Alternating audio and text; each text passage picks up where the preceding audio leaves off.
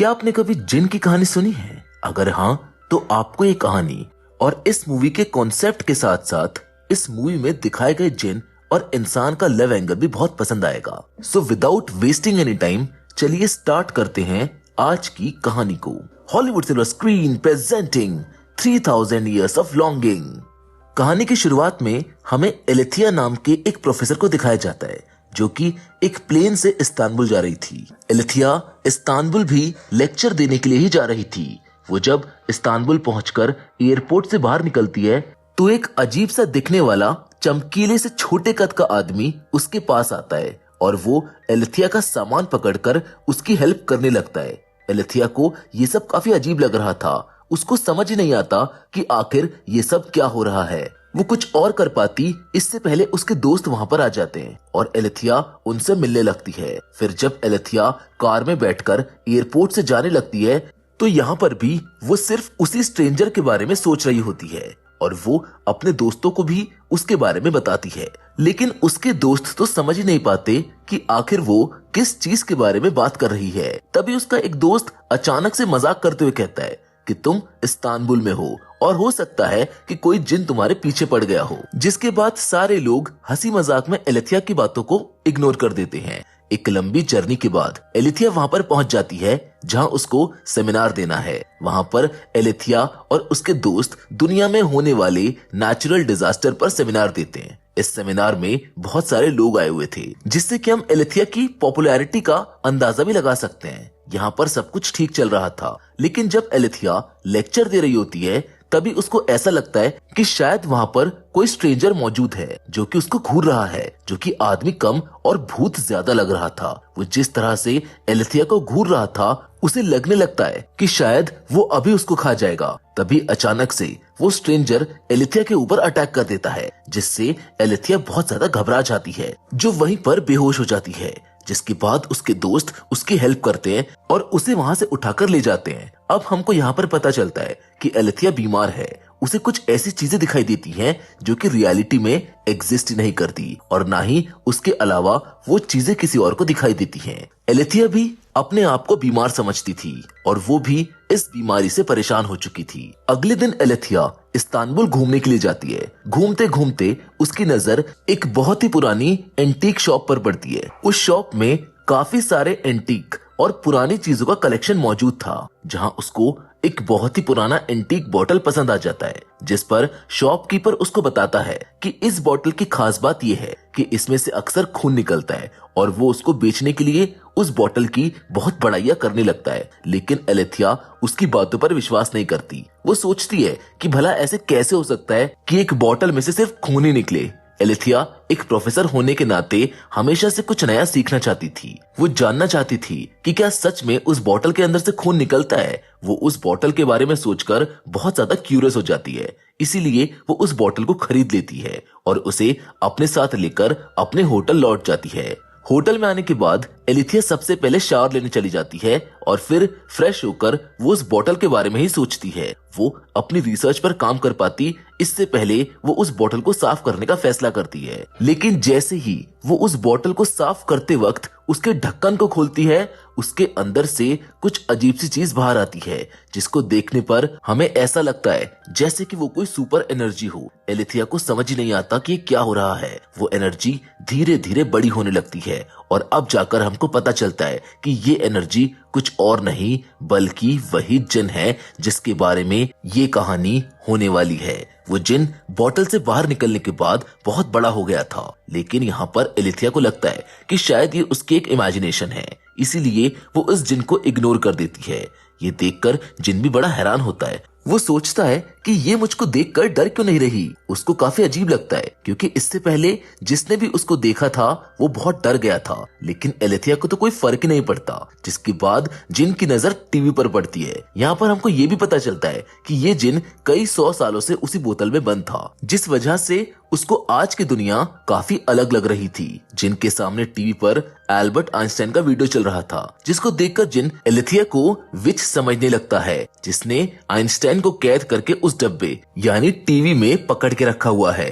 इसीलिए वो आइंस्टाइन को टीवी से बाहर निकालता है और तभी एलेथिया उससे बोलती है कि ये सब साइंस की वजह से हुआ है और ये टीवी भी साइंस का ही एक हिस्सा है। जिसके बाद वो उसको इलेक्ट्रोमैग्नेटिक फील्ड के बारे में समझाने लगती है, जिस पर वो जिन कहता है कि मैं इलेक्ट्रोमैग्नेटिक फील्ड के बारे में पहले से ही जानता हूँ और मैं खुद भी इलेक्ट्रोमैग्नेट से ही बना हुआ हूँ। जिसके बाद जिन एलेथिया से पूछता है कि तुम कौन हो और तुम मुझको देखकर डरी क्यों नहीं, जिस पर एलेथिया उसको अपने बारे में बताती है कि वो एक प्रोफेसर है और ना डरने वाली बात पर वो उसे बताती है कि उसको एक बीमारी है।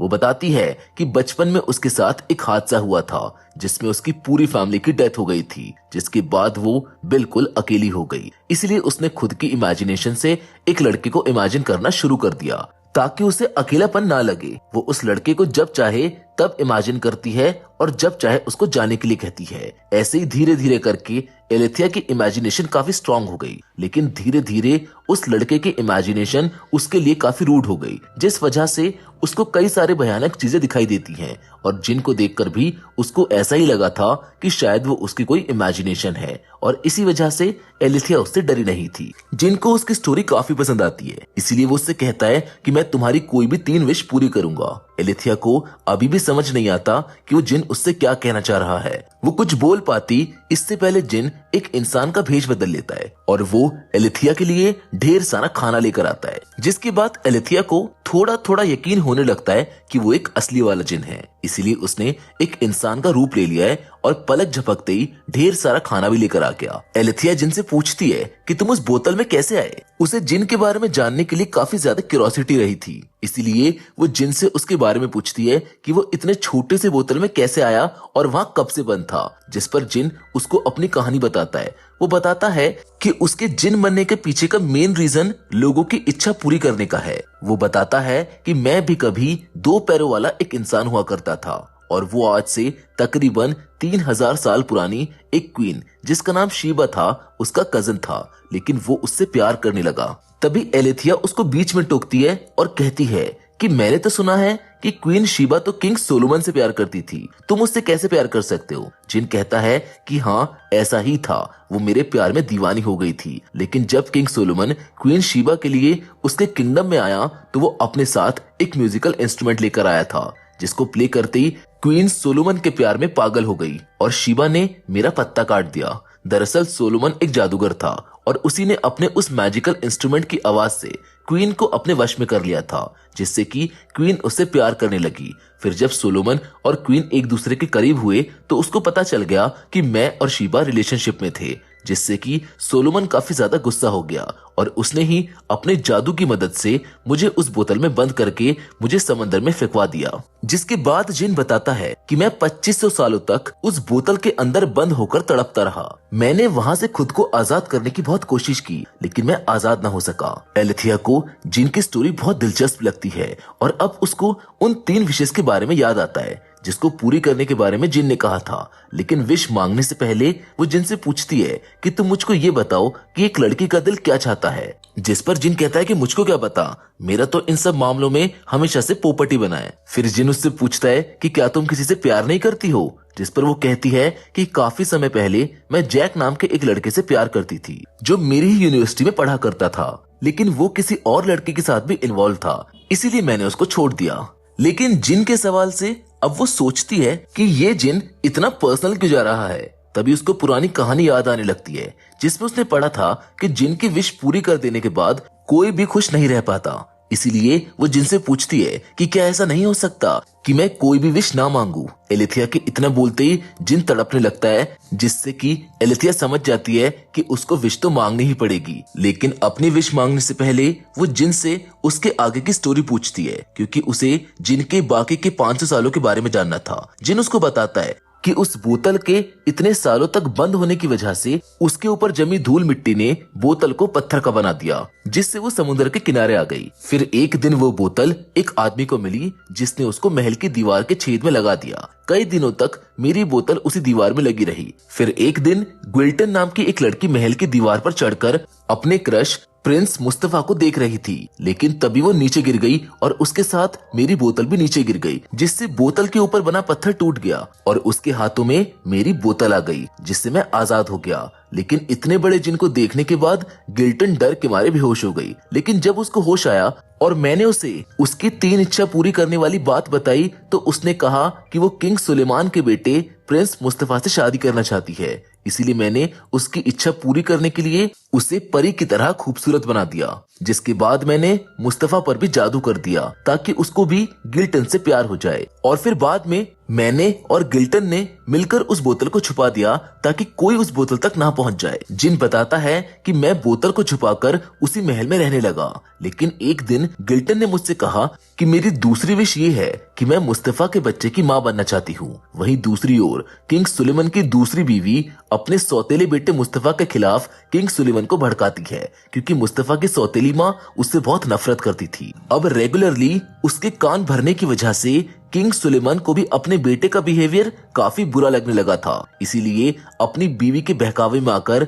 एक दिन सुलेमान अपने बेटे को मरवा देता है। जिन बताता है कि वहीं दूसरी ओर गिल्टन भी काफी घमंड में रहती थी। वो खुद को महारानी समझने लगी थी और मेरे होने की वजह से वो किसी को कुछ नहीं समझती थी और सबसे बुरा बर्ताव करती थी। जिन कहता है कि एक दिन मैंने गिल्टन से उसकी आखिरी ख्वाहिश पूछी तो उसने कहा कि उसके पास अब सब कुछ है और अब उसको किसी भी चीज की कमी नहीं है, इसीलिए वो मुझे अपने विश बाद में बताएगी। लेकिन तभी मैंने उसको बता दिया कि किंग सुलेमान ने अपने आदमियों को भेजकर मुस्तफा को मरवा दिया है। ये सुनते ही गिल्टन पागल हो गई और रोते हुए पूरे महल में इधर उधर भागने लगी। मैं भी उसके पीछे भागा। मैंने बार बार उससे पूछा कि तुम मुझे अपनी आखिरी ख्वाहिश बता दो। तभी वहाँ पर एक मैजिकल क्रिएचर अपीयर हुआ और उसने मुझे कहा कि मैं किसी को भी विश मांगने के लिए फोर्स नहीं कर सकता हूँ।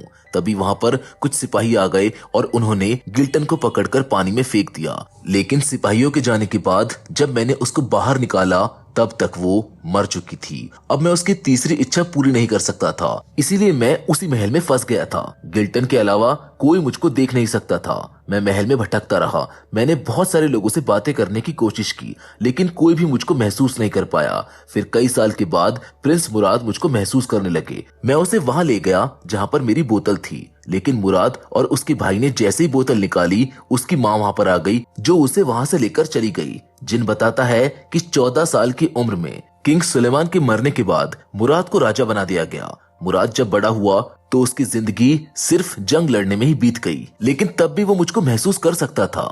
जिन बताता है कि मुराद का भाई इब्राहिम बहुत आलसी था। वो अपनी जिंदगी बड़े मजे में काट रहा था, जिस वजह से मुराद इब्राहिम से नफरत करता था। मुराद को एक आदमी कहानियां सुनाया करता था। मुराद के साथ साथ मैं भी कहानियां सुनता था, लेकिन जब वो कहानी सुनाने वाला आदमी मर गया तो मुराद पागल हो गया, क्योंकि वही था जो सिर्फ मुराद को खुशी देता था। मुराद के पागल होने के बाद उसकी माँ ने इब्राहिम को राजा बना दिया और एक दिन जहाँ पर मेरी बोतल रखी हुई थी वहाँ पर इब्राहिम की एक नौकरानी नहा रही थी, जिसका वजन बहुत ज्यादा था, जिस वजह से मेरी बोतल टूट गई और मैं फिर से बोतल के अंदर जाकर बाहर आ गया और उस लड़की से 3 विश मांगने को कहा। लेकिन वो मोटी लड़की बहुत डर गई थी, इसलिए उसने मुझसे कहा कि तुम वापस से अपनी बोतल में चले जाओ, जिससे कि मुझको वापस से बोतल में जाना पड़ा, क्योंकि मैं अपने आका के हुक्म का गुलाम था। मैं जैसे ही बोतल में गया उस लड़की ने बोतल को बंद कर वापस से समुद्र में फेंकवा दिया, जहाँ मैं फिर से कैद हो गया। अब हमें वापस से प्रेजेंट का सीन दिखाया जाता है, जहाँ एलेथिया को अभी भी समझ में नहीं आया था कि वो जिन से क्या विश मांगे। इसीलिए वो जिनसे उसके बाद की कहानी पूछती है, जिस पर वो बताता है कि फिर कई सालों के बाद मेरी बोतल जेफिर नाम की एक लड़की को मिली, जो कि 12 साल की थी। उसकी शादी जबरदस्ती एक बूढ़े बिजनेसमैन के साथ करा दी गई। जेफिर अपनी जिंदगी से थोड़ा भी खुश नहीं थी। दरअसल एक दिन एक मछली के पेट से जेफिर के हस्बैंड को मेरी बोतल मिली, जिसे उसने जेफिर को गिफ्ट कर दिया, जिसके बाद जेफिर ने गलती से मुझको आजाद कर दिया। फिर जब मैंने उससे उसकी विश पूछी तो उसने अपनी पहली विश में नॉलेज मांगी, क्योंकि उसे सीखने का बहुत शौक था। फिर जब मैंने उसकी विश पूरी की तो उसने नॉलेज की मदद से बहुत सारे इन्वेंशन किए, जिसके बाद मैंने उससे उसकी दूसरी विश पूछी तो उसने कहा कि मुझको मैथ्स का हर एक प्रॉब्लम सॉल्व करना आना चाहिए। मैंने उसकी दूसरी विश भी पूरी कर दी, जिसकी मदद से वो इलेक्ट्रोमैग्नेटिक फील्ड को समझने लगी। लेकिन फिर बाद में वो बहुत सारी चीजों को इलेक्ट्रोमैग्नेटिक फील्ड में डालने लगी थी, जिस दौरान मुझको जेफिर से प्यार हो गया था और मैं नहीं चाहता था कि जेफिर मुझसे अपनी लास्ट विश मांगे। लेकिन दूसरी ओर जेफिर की नॉलेज के लिए भूख बढ़ती जा रही थी, इसीलिए वो लास्ट विश मांगने वाली होती है कि तभी जिन उसको वहीं पर रोक देता है और जिन की इस हरकत की वजह से वो उससे नाराज रहने लगती है। इसी वजह से वो खुद ही बोतल में वापस चला जाता है और वो अब कई सालों के बाद एलिथिया से मिलता है। अब हम वापस से प्रेजेंट का सीन देखते हैं। इतनी सारी स्टोरी सुनने के बाद एलिथिया को समझ आ गया था कि उसको क्या चाहिए। वो जिन से कहती है कि मैंने जेफिर के लिए तुम्हारे सच्चे प्यार को देखा है, इसलिए मैं चाहती हूँ कि तुम मुझसे उतना ही प्यार करो जितना तुम जेफिर से करते थे, क्योंकि एक औरत का दिल बस प्यार चाहता है। 3000 साल पुराना जिन तुरंत उसकी बात मानकर 30 साल की हसीन जवान लड़की को किस कर लेता है। एलिथिया को उसका प्यार मिलने के बाद उसका अकेलापन अब दूर हो चुका था। अब वो भी खुश रहने लगी थी। फिर एक दिन एलिथिया जिन को बताती है कि मुझको लंदन जाना होगा, इसीलिए जिन एक छोटी सी बोतल में चला जाता है। एयरपोर्ट पर जब चेकिंग होती है तो एलिथिया को बहुत डर लग रहा था, क्योंकि जिन उसके साथ एक बोतल में जाने वाला था, लेकिन कोई भी सिक्योरिटी अलार्म या ऑफिसर जिन को डिटेक्ट नहीं कर पाता और वो लोग लंदन पहुंच जाते हैं। लंदन पहुंचकर जिन बताता है कि इस्तांबुल के मुकाबले लंदन के इलेक्ट्रोमैग्नेटिक फील्ड में काफी अंतर है। वो खुद इलेक्ट्रोमैग्नेट का बना हुआ था, इसीलिए उसको रेडियो और टीवी सिग्नल की आवाज सुनाई दे रही थी, जिससे उसकी पूरी बॉडी पर बहुत इफेक्ट पड़ता है। एलिथिया ये देखकर बहुत परेशान होने लगती है, लेकिन तभी जिन उससे कहता है कि कोई बात नहीं, मैं धीरे धीरे उस फ्रीक्वेंसी के साथ रहना सीख जाऊंगा। वो दोनों एक दूसरे से काफी प्यार करने लगते हैं, लेकिन जिन अंदर ही अंदर बहुत बीमार होने लगता है। उसको काफी दर्द हो रहा था, जिसके बारे में वो एलिथिया को नहीं बताना चाहता था। एक दिन जिन एलिथिया को बेसमेंट में मिलता है, जहाँ उसकी हालत बहुत खराब हो चुकी थी। वो देखती है कि जिन की बॉडी के पार्टिकल्स अलग होने लगे हैं। वो कुछ बोल भी नहीं पा रहा था। ये देखकर एलिथिया बहुत परेशान हो जाती है और फौरन अपनी सेकंड विश मांग लेती है कि जिन उससे बातें करने लगे। विश मांगते ही जिन उससे बातें करने लगता है, जैसे उसको कुछ हुआ ही ना हो। वो एलिथिया से कहता है कि वो बिल्कुल ठीक है और उसको बहुत प्यार करता है, जिस पर एलिथिया कहती है कि मैं भी तुमसे बहुत प्यार करती हूँ और तुम्हारी खुशी में ही मेरी खुशी है। वो अपनी तीसरी विश मांगती है। उसकी थर्ड विश ये थी कि जिन आजाद होकर अपनी दुनिया में वापस लौट जाए। एलिथिया के तीसरी विश मांगते ही वो बोतल टूट जाती है। वो दोनों अपने आखिरी मोमेंट एक दूसरे के साथ स्पेंड करते हैं और फिर देखते ही देखते जिन गायब हो जाता है, जिसके बाद एलिथिया जिन के सारे सामान को संभाल कर रख लेती है। अब हमको 3 साल के बाद का सीन दिखाया जाता है, जहां एलिथिया पार्क में एक कपल को देखकर जिन को याद करने लगती है। एलिथिया ने इन 3 सालों में अपने और जिन की स्टोरी के ऊपर एक बुक लिखी थी, जिसका नाम था 3000 Years of Longing। जिसके बाद एलिथिया वहां से उठकर जाने लगती है, लेकिन तभी जिन वहां पर उससे मिलने के लिए आता है। वो दोनों एक दूसरे को देखकर बहुत खुश होते हैं। ये पहली बार नहीं था, वो दोनों ही एक दूसरे से बहुत प्यार करते थे, इसलिए अक्सर जिन एलिथिया से मिलने के लिए आता रहता था। जिसके साथ ये फिल्म यहीं पर खत्म हो जाती है। हम उम्मीद करते हैं कि इस फिल्म की कहानी आपको पसंद आई होगी। बाकी अगर आपको कोई ऐसी बोतल मिलती है और अगर आपको 3 विश मांगने का मौका मिलेगा, तो आप क्या विश मांगेंगे हमें कमेंट करके जरूर बताइएगा। क्योंकि फिलहाल तो आज की वीडियो में बस इतना ही, लेकिन हम फिर से जरूर मिलेंगे, और वो भी एक और नई इंटरेस्टिंग कहानी के साथ। लेकिन हमेशा की तरह तब तक के लिए धन्यवाद।